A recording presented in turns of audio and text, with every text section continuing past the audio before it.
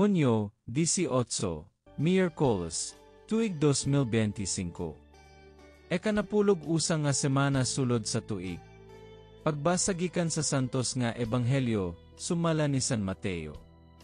Si Jesus miingon sa iyang mga tinun-an. Ayaw gayod ninyo buhata ang inyong mga tulumanon sa relihiyon aron lamang makita sa mga tao.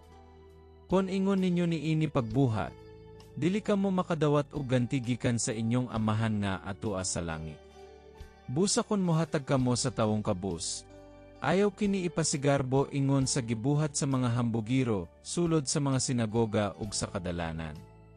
Nagbuhat sila niini aron daygon sa mga tawo. Apan sultihan ko kamo nga ang naghimo sa ingon gigantihan na. Kon ugaling mo tabang ka sa usa ka tawong kabus, himo kini sa paagi nga bisan ang imong labing suod nga higala dili masayod niini.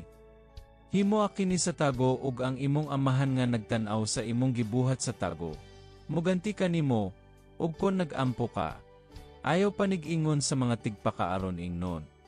Gusto silang magtindog nga magampo sulod sa mga sinagoga ug diha sa mga eskina sa kadalanan aron makita sila sa mga tawo. Sultihan ko kamo nga gigantihan na sila.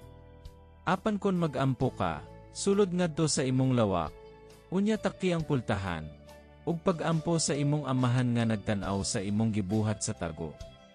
Ug sa inyong pagpuasa, ayaw pakita nga nagsubo kamo, sama sa gibuhat sa mga tigpakaaron ingnon. Nagsuroy-suroy sila nga gutom ug panagway aron makita gayod nga nagpuasa sila.